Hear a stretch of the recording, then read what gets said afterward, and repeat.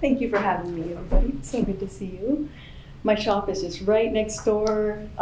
Please come see me. We can continue all of these conversations that I'll begin here. So it's usually 100 degrees, and hibiscus tea, this tea is my, you could ice any of my teas, but this is sold mainly as like an iced tea. It's the hibiscus is the main herb in it. Usually when I make a bowl of tea, do you want to show Sure. we got to coordinate this. It's a little, and there's a shot of some of the ingredients. Explain what hibiscus is, because a lot of people think when they say Yes. hibiscus, they think of Hawaiian. And that's Yes, and it is, that's a ornamental variety. But this hibiscus that I use in here, and if anybody wants to look it up, I've forgotten the Latin name, but it's hibiscus and it starts with an S, and it's the Jamaican hibiscus. So it's not actually a flower, it's the flower bract, and it has a really tart, fruity flavor. You probably know that. And when I make a tea, I use a main herb. So hibiscus is the main herb, and I get out a big bowl. You'll see some pictures, and then I put all the supporting herbs around it that support the flavors and the action. So this one is mainly hibiscus. That hibiscus that if you go to the Mexican restaurant, it's called Jamaica. Delicious drink all over Mexico. And why are they drinking it in Mexico? Because it's hot. It's really hot. So it is tart, which helps tonify the organs to cool them and the liver.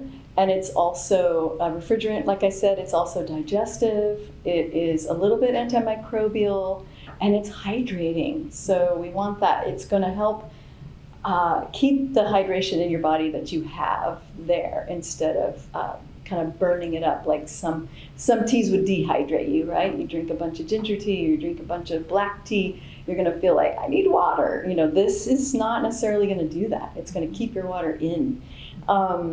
It's hibiscus sabdarifa. Sabdarifa, And the common name is roselle. Yes, roselle. R-O-S-E. And it's from, it grows in the tropics, but famously from Jamaica. Yes. So they call it Jamaica. Agua de Jamaica is the hibiscus tea. Right. Yep. Jamaica. So, Jamaica. Jamaica. Can we see the next slide, do you think? Okay, so there's how I make my teas. Since this, I've added orange peel. So you would see this. So here's the rose hips, rose petals. This is a Damascus rose I grow in my garden. And underneath everything is the Jamaica, the hibiscus. And there's cinnamon in here too, and there's lemon balm. And this is a picture of the fresh lemon balm from my garden. So, I like to grow as much as I can. Yeah, come on in. And absolutely. And so one question I have for you guys, the permaculture group, and I know some of you may be even tropiculture people. If anyone wants to grow hibiscus for me, I would really love that. I've been looking into it for the past week. And Okay. I think the universe is telling me that I need to. Oh, Actually, so. let's talk. Okay. Yeah, that sounds great. You can get I the have seeds. at I least used to work for 4 Renee's Garden Seeds, and they sell the seeds for it. I'm sure there's Yes, and I've gotten seeds for it, and you can propagate it here, but then how does it overwinter? People pull it inside, outside, do this, but I think if you had your appropriate little microclimate going in your garden, you could overwinter it At here. least 5 hibiscus bowls. You do? Okay, so you're growing it. Yeah. Yeah, Let's go. yeah. How much do you harvest in? I don't know if I just watch it flower. You just want to Now, is it the ornamental or this kind? Sabdarifa. I'll have to check on it. Okay. Yeah. Is it an annual? I thought it was an annual, but maybe it is perennial.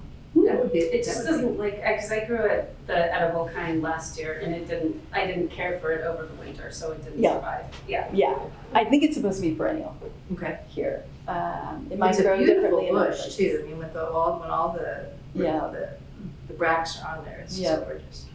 So beautiful. So these herbs, I like this drink is also got some good electrolytes in it. So the potassium and the calcium, the kind of more trace amounts in the hibiscus, but the rose hips have quite a bit of vitamin C and then if you add salt and you add some honey and maybe if you make it with coconut water as the base instead of spring water, you really have a nutritious summer drink, hydrating drink, and that's going to keep you going. The lemon balm, I added as just something that I like. It's not necessarily cooling, but it's more neutral. It's not warming or cooling. It's more neutral, and it's unnerving. So it's really calming to our nervous system, and not in a way like chamomile is, where that would be sedative, put us to sleep, right? So lemon balm has this magical quality really to be uplifting and awakening without being too stimulating. So it's calming and uplifting at the same time. It's this really nice spot. It's sort of like our Western blue lotus without being psychoactive, and going too far. This is just this really nice balance. So I wanted to add that because when we're hot, we can get a little agitated, and that's going to cool us down and be calming with all the other effects. And I add cinnamon. For one, it does make us sweat. It's a little bit diaphoretic, which is good. You want to sweat when you're hot because that cools us down. Anybody ever, get hot, sweat, and then, oh, I'm freezing, I need a sweater now, right? It's like, so it really does pull your temperature down a little bit, cools us off. So that's nice for that. And also the cinnamon is a delivery herb, so it helps deliver the actions of all the other herbs further, farther, faster, better.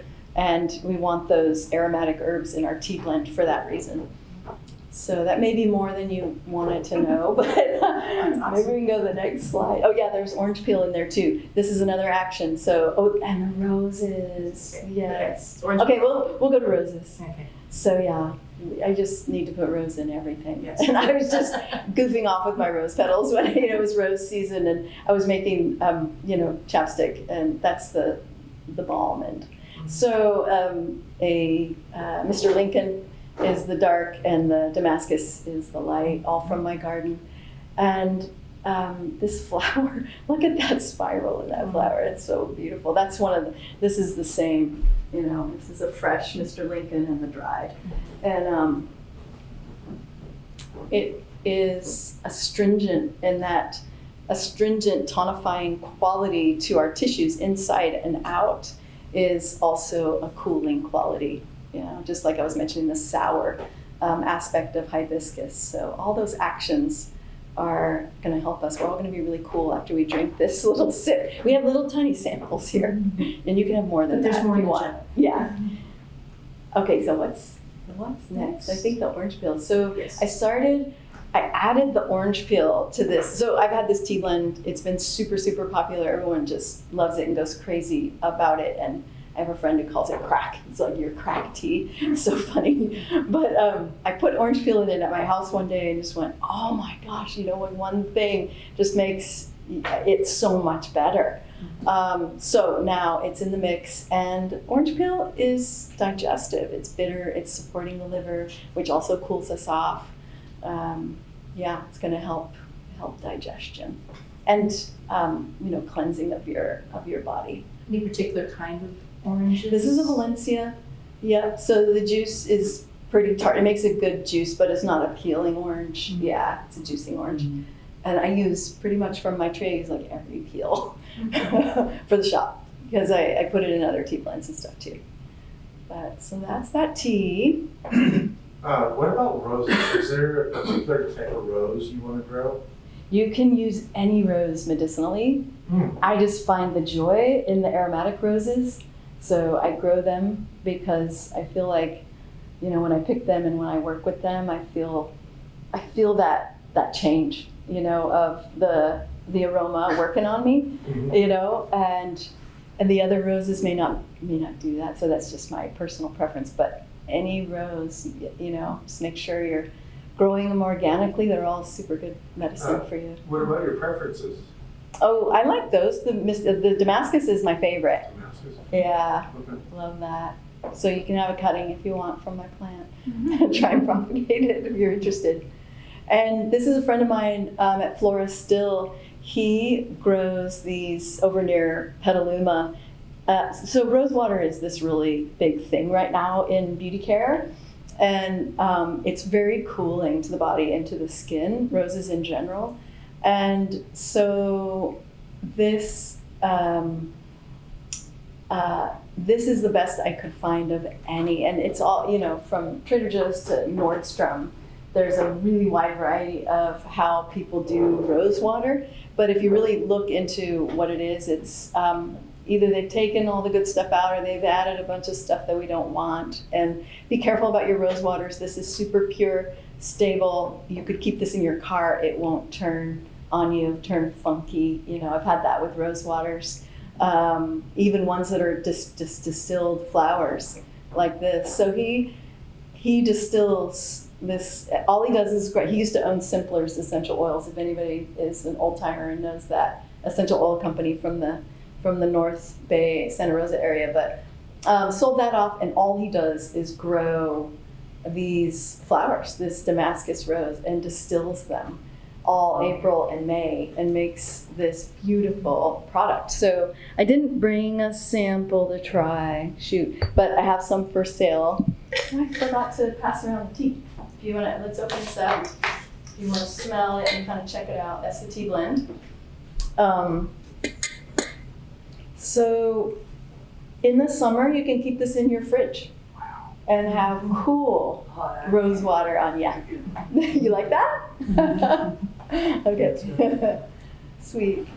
And roses, of course, are also, they're not just cooling and hydrating and moisturizing, but there's an energy about them that is order and beauty and love, and we like all that stuff about them too. So I just want to mention that. Yeah.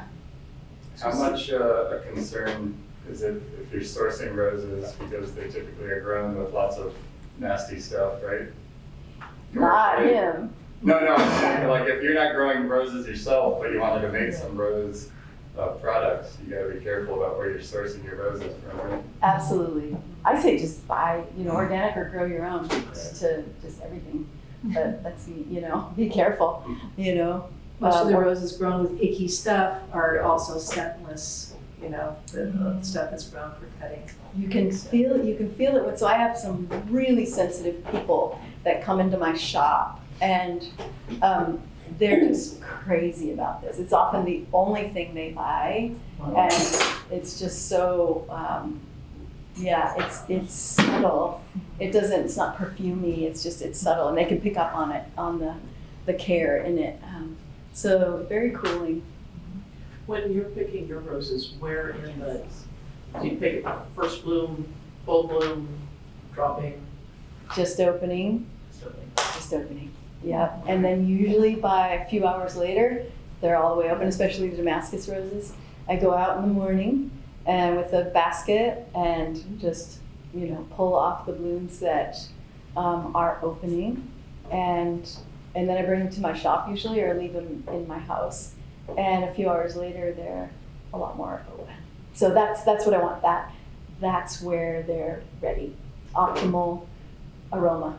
Yeah. Are you picking the full rose, or are you taking the blossoms off and letting the rose develop? Picking the full rose, and then at some point, usually I let it have its way with nature. I just let it then go to rose hips. But at first, I'm picking for the shop and for these products, and it's my resource. It's more like that. And then a little later, I'm like, okay, here you go. Have fruit and have your full cycle of life. I think that's really important for the health of a plant. Yeah. Yeah. All right. This is your other favorite. Oh, I know, right? Okay, you guys. So I did bring a little sample of St. John's wort oil. Has anybody ever used St. John's wort oil? Yeah. Right on. Fancy. So if you want, this is what herbalists do. We're sampling something. I just decanted this a couple days ago. So this is Freshy Fresh. And you have a little spot in your thumb that's like a bowl or a little cup. Just, so hold the bottle, take the dropper, don't touch the dropper to the skin, and take a little drop, so you can try it. Repeat, don't touch the gum. And then, yeah, get that. What is that? 30 Yeah. acres is right now. 30 acres? Yeah, St. John's Port, yeah. Where do you farm? So, new best friend. Berry Creek. Yeah, I'm trying to find a market for it. Oh, you got it. Oh my gosh, yeah. Is it the perforatum? The one Yes, that- it's Hypericum perforatum. So this is a picture of it. And there is an ornamental that grows around town. People ask me about it a lot. And, it's more like, that big of the flower, but it looks pretty close to that. It's not medicinal at all.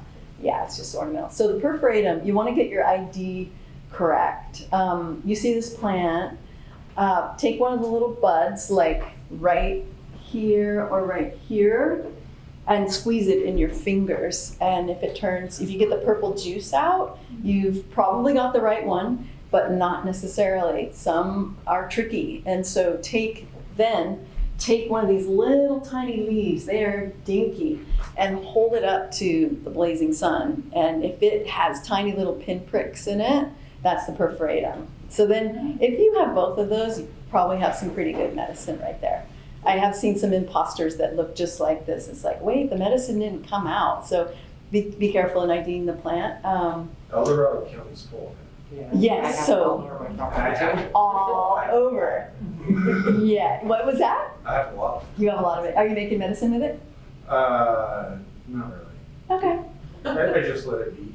Yeah, and it's a fresh plant, so we don't use St. John's wort dry at all. That's one of the only plants we only use fresh. So if you see people using dried for their remedies no, it's not gonna be there, not a good practice. So only fresh, and yeah, I think we can go to the next slide. How do you guys like it? Smelling good? Is this the same type that's used like in capsules for as an antidepressant or something like Yes, that? and the dried herb, it's been picked fresh and dry. Yeah. That, if It's the same, the but it's the same variety. It's good. I think it's better to use the fresh plant tincture though, my own opinion. So here's Karen in my shop making St. John's wort oil with me, a friend of mine, and this is what I do every year. We sit in my shop, I bring in the harvest, and I get it.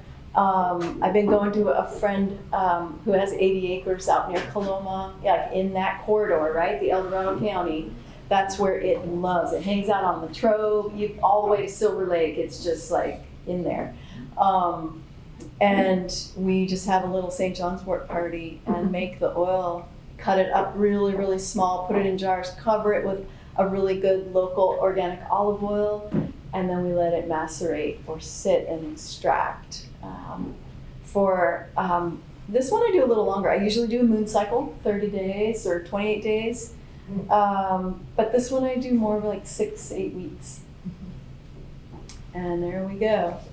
It's ready to be extracted. So So the purple is all coming from, that's interesting. Yes. You expect a lot of green and yellow, that's okay. yes, so I didn't do anything. It just yields into the olive oil just like that, like magic, right? And that's the medicine. That is hypericin. And it's very calming to the nervous system. And then when you add it to an oil and you oil your skin with it, it's extremely calming topical medicine. So in Ayurveda, in Indian traditional medicine, if you have like a nervous breakdown or a nervous disorder, they just oil you. They oil you tip to toe in your hair, hot oil in your hair and your whole body, and that's healing the nervous system. So you add this herb to that treatment, and you're just wow. So there we go. Look how it's color. I know, isn't it mesmerizing?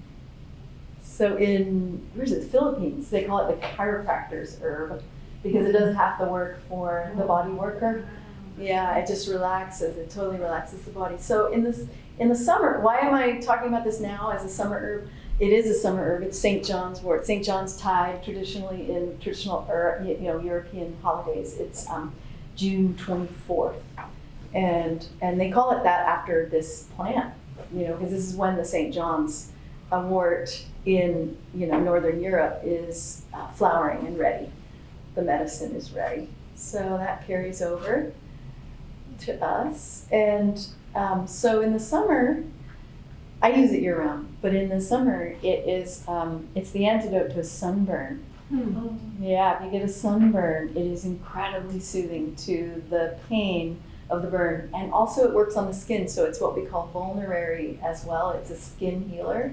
And so you get those two things, the skin healing and the nerve calming, the pain relieving from that oil. But there is a warning. There's a lot of warnings about this plant. It's super powerful. So one of them is, since we're talking about the sun, don't wear it in the sun. Don't put it on and go and lay in the sun or work in the sun. Some people, but not everybody, are photosensitive, made photosensitive by this herb, whether they're taking it internally or externally. So we have to be careful of that. If you're taking a lot of it internally, you don't want to just, lay out in the sun during that time. You want to maybe stop taking that if you want to, get your vitamin D that way. And then another one is if you're on any psychological or sleep drugs, you don't want to take this herb. It'll interact, it'll interfere. It's not good. So it's got to be your only baby. It doesn't want any interference. Right. Is olive oil the best oil to use for it? I think it's the best one. Okay. Yeah. Almond and sunflower and grapeseed and they're highly unstable and they've tended to be preferred because there's not a strong scent like olive oil, but they're really unstable. So then you're oxidizing the oil. The oil is oxidizing on your skin because things that are unstable are gonna oxidize in light, heat, and air. So as soon as you go outside, it's oxidizing, and you just put this all over your body or all over your face, and that's not good because then you got the free radicals, and we know that those create the aging and I don't like to use that word, but you know what I mean. It's like not being vital. I don't know, just withering, and also diseases. Free radicals create disease, especially cancer. So we don't want that. We want really stable things. So I talk about that a lot in my shop. I want things to be very, very stable. Jojoba is another really stable oil, but it's a lot more expensive and harder to find local and organic. So olive oil is super readily available. Yeah, lots of good olive oil farms. I go to a farm called Yolo Press in Winters, and great olive oil. Yeah, I heard that they are tearing down a lot of the almond orchards in the Winters area and planting olives instead. Wow. More Okay. appropriate to the climate. Yeah. Less water. Yeah. Olives love it here, for sure. How do you like the St. John's wort oil? Is it gone around? That's right, yeah. Yeah? Was it pleasing? Did anyone go, ew? I love the smell. I think it's really good. So lastly, a little sunscreen I created. It's antioxidant. I made it from Camellia sinensis green tea and camellia oil. The same plant, but the oil from the fruits. So really, really stable oil. We want that monounsaturated fats, not the polyunsaturated fats. My whole shop is PUFA free because those are unstable oils, the PUFAs. So I don't want any of those. Be careful of those in your natural, skincare products. They're the culprit of not effective moisturization and skin health. So always, watching for that. And I get really, really good green tea, organic green tea from a place that gets it farm direct from Japan. And that's a little thing. Side note about me, I'm a tea enthusiast. So anyway, that got into the sunscreen, that enthusiasm, and made the green tea sunscreen. But it's a non-nano zinc oxide sunscreen. It's 20 to 25%, which means that it's going to be, a 30 to 40, SPF block. When you're doing non-nano zinc oxide and natural product, they don't really give you like an exact SPF, but if you're using 20 to 25% of non-nano zinc oxide in the mix, you're going to get that. And we use the non-nano because we actually want it to sit on top of the skin and be part of the protection. And the coconut oil is a sunscreen in itself. It is such a cool energetic that it has a low SPF, like a 5. So those places in Mexico that have the fresh pressed coconut oil on the selling on the beach in the like Tabasco bottles or whatever, like the Cholula bottles. That is the best. That stuff's the best. Super good for your skin and cooling. And then the cocoa butter. I'm just going to go through the ingredients of this because I think it's interesting and it's really important to this work just to have very few ingredients, very stable ingredients. People say, why cocoa butter? Why not shea? And why not this and that? And half the time I get shea butter, it's rancid already. So attune your noses to what a rancid oil smells like. And if you haven't picked up your bottle of oil in a while, and it's usually on the rim, and it's that telltale smell, so your products will smell like that too. These are really stable. They're probably not gonna do that, but I'm trying to, prevent that. So cocoa butter is what we call emollient, and it's gonna draw the things that you would want to get into your skin. It's gonna draw them deeper in, like the coconut oil and the camellia oil for moisturizing. And the beeswax is just super good for your skin, and it makes it more like a balm, more of a good texture that's not going to melt too fast and stuff like that. That's the thing about these two. They kind of become your baby in a way. You can't just leave this in your car, even though you could leave this in the car. I said that, but you don't really want to. These are things you want to take care of, and they'll take care of you. And then I just added, there's a few like lip balms. Those yin yangs are this is the last one. that rose lip balm, but I brought the peppermint and the camellia. I'm not the camellia, the calendula. What else? Are any other slides? Oh. There. That's it. Are you extracting your own camellia oil? Nope, I bought it. It's an organic cold So pressed camellia. that's mostly material that you sourced. That is.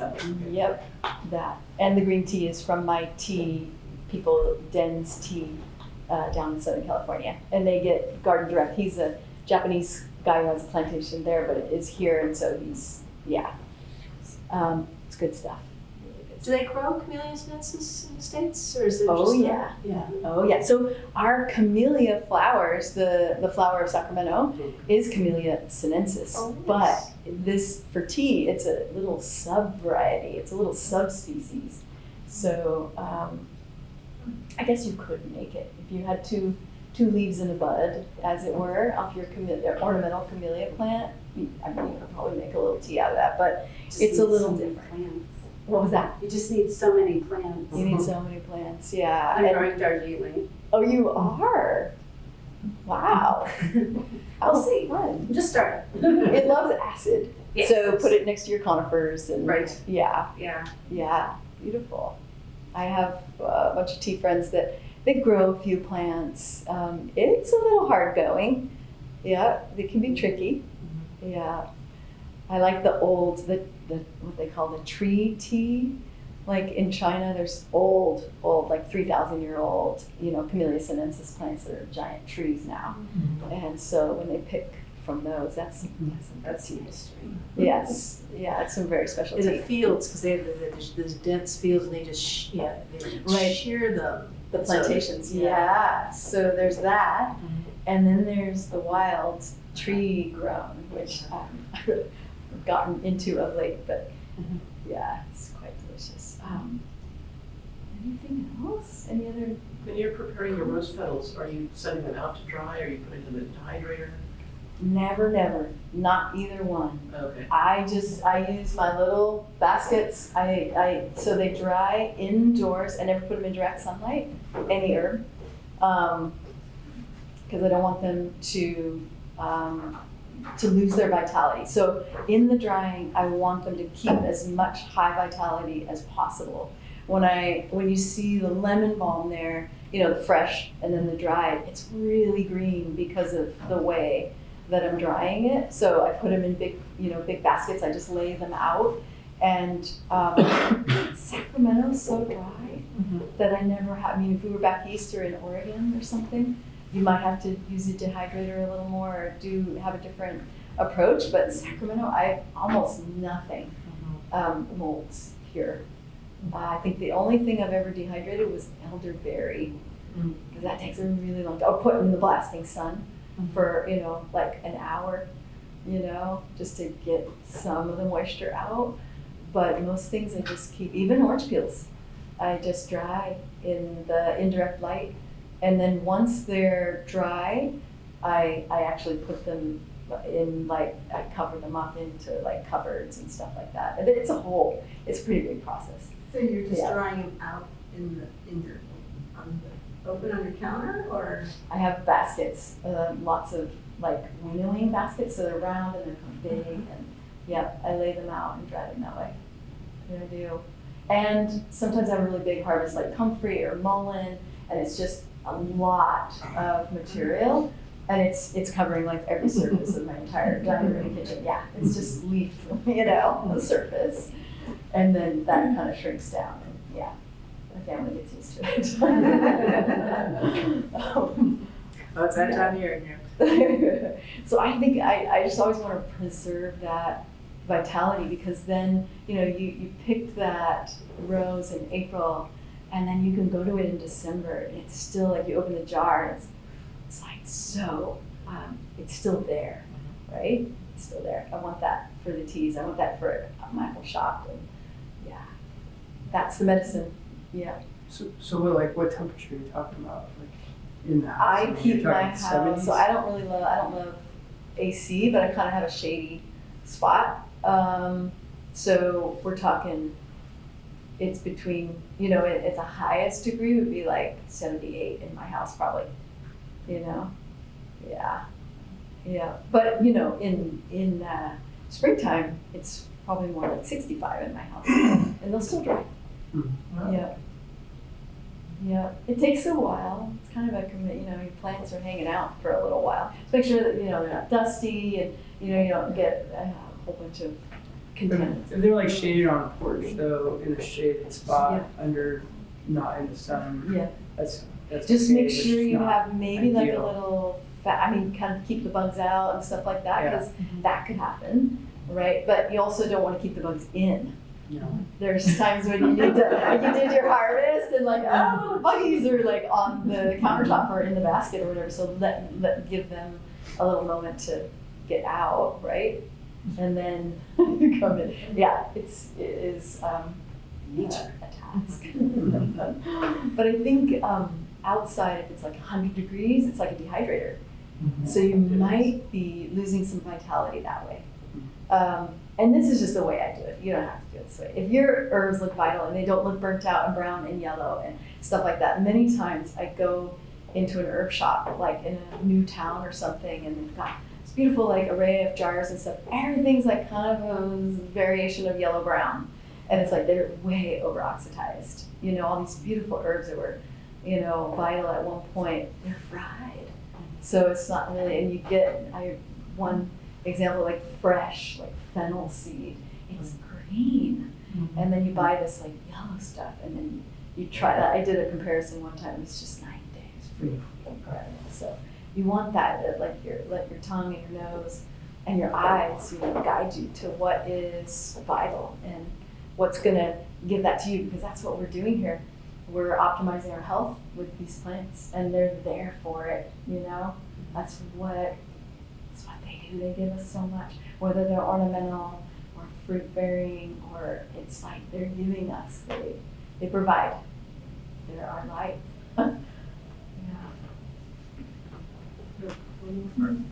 What particular permaculture techniques or food forest techniques do you use with raising any given one of your? I keep the idea, more of a biodynamic idea. This is my teachers were biodynamics and biodynamic farmers and alchemists as well. So does anybody know Dennis Klocek here? A local alchemist? Yeah, cool dude. So he taught me a lot. And keeping it like an organism. And if this is a permaculture idea, this is very central to biodynamics, but that any trimming from my trees, I want to integrate that into, have some old, like literally 15-year-old like bark on the surface, and I honestly, I just want to scrape it off and put it in the green waste. I want to create almond mulch from like the canes of my old, echinacea and stuff like that in the fall, and just break it up, put it all down. So I don't know if that's a permaculture technique, but that's just what I do. Keep it right there. I'm creating this like organism and this being of my garden. Yeah, it's like alive and protected, and You're talking about permaculture guilds where you've got mixtures of fruit trees and nut trees and things that then you have herbal layers, and a lot of these herbs can be part of that. Okay. Part of the herbal layer. Yeah, I have a lot of the wild herbs in, and then my herbs kind of go wild. So I stopped growing vegetables. I go to the farmer's market now because they just don't they're just like night and day. They just don't really love each other. They're just different. You're cultivating the soil differently. The herbs love it. They love a little stress, and that's probably why they have so much medicine in them. They're a little bit stressed, and they're bringing up all those volatile oils in them. Some of our favorite medicinal herbs like helichrysum and lavender, they grow on the sides of cliffs in the Mediterranean, and they're super stressed. It's hot, it's dry, it's rocks, it's, and there are serious medicine oils in those plants, so you can use those, yeah. Question, sorry, kind of want to Jump in. but I just found wild ginger near my property. And is there anything, I don't know, that you can impart about that? Because I was kind of excited to see it, and I kind of briefly. Yeah, I think so. I don't know much about it. So where's your location again? Camino. In Camino? Yeah. Oh, that's Do you mean the exciting. native California? The wild ginger, because that's not. Yeah. It was wild, it's kind of heart-shaped leaves. Yeah. Yeah, that's what I'm Yeah. thinking. It's a small, like on the ground, heart-shaped leaves. Yeah, they're big heart-shaped leaves. Yeah. Well, the ones. Yeah. Like I'm thinking like that Yeah. big. Yeah. Ooh, beautiful. Yeah, just in the everything about it, I was kind Do of a little like, study and a little, I love when something drops in and comes into our I awareness. hadn't I seen think it that's before, so. part of it. Yeah. So it's just like it's calling you. Yeah. And that's that medicine relationship of like, why is this here? This is here. And it's grabbing my attention. It's beautiful and it could be medicinal. So I do a little study on it. I didn't know if you knew anything about it. You probably have a more humus layer on your soil, don't you? It's I on. live up by you, so I know the area. Okay. It's not edible, but it's used as a poultice. Oh. It's on like wounds and things like that. Okay. It's not ginger like ginger. No, it's not. It was, Yeah. I definitely didn't get the feeling it was like ginger root. It was just, the name was. Yeah, it's not like walking onion or wild chives or garlic or something like that. What do you use it for? And what part of the plant have you used it before? I don't. I have it too, Uh-huh. but it's typically found in areas that have more humus layer. Okay. So it needs that microbial activity and whatnot, and moisture. It's cool because it spreads. It makes a really cool ground cover. Yeah. Yeah, It's shady the ground. big heart-shaped leaf that caught my eye. I'm like, what is that? Yeah. So, yeah, it's really Reminds me. pretty. Violet too. It has that big heart. I didn't see any flowers, just the leaves right now. So. So Haven't let me seen know. flower Keep me yet. posted. Yeah. I wanna know I about just that. found it like 2 weeks ago. I think, Yeah. so. One time I got really excited about ginger. My friend's like, "Yeah, grow this. This is ginger. You can grow it here." It wasn't aromatic at all. It's butterfly ginger. You know, it's a beautiful plant. Yeah. But it was, okay, trials and tribulations. Common Working. names. Get you every time.